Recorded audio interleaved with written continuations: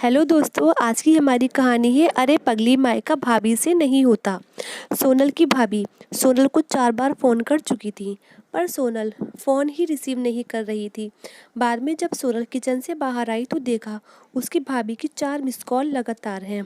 ये देखकर वह घबरा गई, क्योंकि उसकी भाभी को पता होता है कि अगर सोनल 2 बार में फ़ोन नहीं उठाती है तो इसका मतलब ये है कि वह अपने काम में बिज़ी है और यह फिर फ़ोन से दूर है। अब सोनल का मन घबरा रहा था, क्योंकि भाभी के 4 फ़ोन लगातार आने से उसे टेंशन हो गई थी, क्योंकि सोनल की मम्मी की तबीयत इन दिनों ठीक नहीं चल रही थी।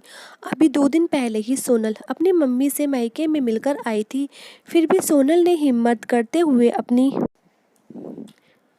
भाभी को फ़ोन लगाया और फ़ोन जैसे ही भाभी ने उठाया तो सोनल को रोते हुए कहा, दीदी मम्मी जी हमें छोड़कर चली गई हैं। रात को अच्छे से सोई थी।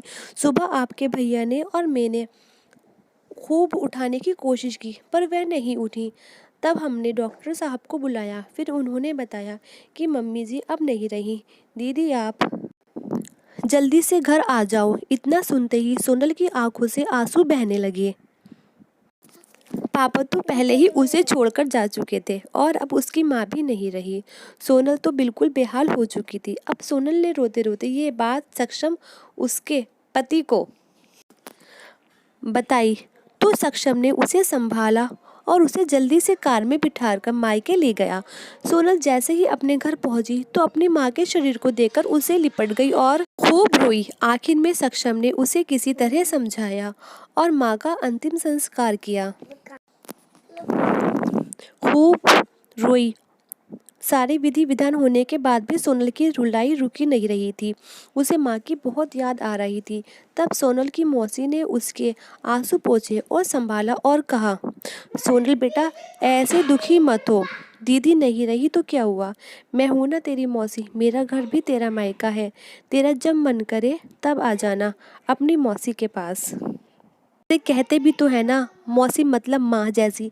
बेटी मैं तेरा दर्द समझ सकती हूँ, क्योंकि तेरे पापा तो पहले ही तुझे छोड़कर जा चुके थे और आज दीदी भी चली गई। कहते हैं ना कि भाभी तो सिर्फ नाम की होती है, बस लोगों को दिखाने के लिए ढोंग करती हैं।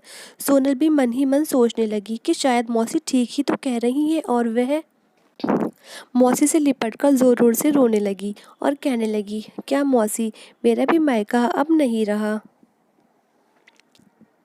तभी सोनल की भाभी दूर बैठी दोनों की बातें सुन रही थी। पहले तो भाभी ने सोनल को चुप कराया और फिर उसे दिलासा दिया। फिर भाभी ने मौसी से कहा कि मौसी जी आपने ऐसे कैसे कह दिया कि मायका केवल माँ से ही होता है।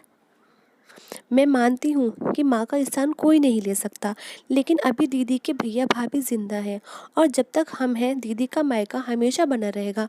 मैं पूरी कोशिश करूँगी दीदी को मम्मी जी की तरह प्यार और सम्मान देने की, और दीदी जब चाहे तब यहाँ आ सकती हैं। यह घर कल भी उनका था, आज भी है और कल भी रहेगा। मौसी जी मैं भी एक बेटी हूँ और मेरा भी मायका है, और मैं अच्छे से जानती हूँ कि हम बेटियों के लिए मायका कितना महत्वपूर्ण होता है। मौसी जी आप दीदी को अपने घर ज़रूर बुलाएं, पर उन्हें अपने भैया भाभी के प्यार से दूर मत करिए। तभी मौसी ने कहा, बहू आज के ज़माने में तेरी जैसी सोच रखने वाली भाभी बहुत कम मिलती है, मुझे माफ़ कर दे। मैंने सोनल को गलत राय दिखाई। तभी सोनल अपनी भाभी के गले लग गई और बोली, भाभी आज आपने मुझे भी विश्वास दिला दिया कि भाभी भी माँ के समान होती है, और मैं संतुष्ट हूँ कि जब तक आप और भैया हो मेरा मायका सदा बना रहेगा। और किसी ने कहा है ना कि भाभी माँ के समान होती है। आज आपने मुझे इस बात का विश्वास भी दिला दिया है। अगर आपको मेरी वीडियो पसंद आई हो तो चैनल को लाइक कीजिएगा, शेयर कीजिएगा और सब्सक्राइब कीजिएगा, और पास में जो बेल आइकन है उसको ज़रूर प्रेस कीजिएगा ताकि आपको मेरी वीडियो की आने वाली नोटिफिकेशन सबसे पहले मिल सके।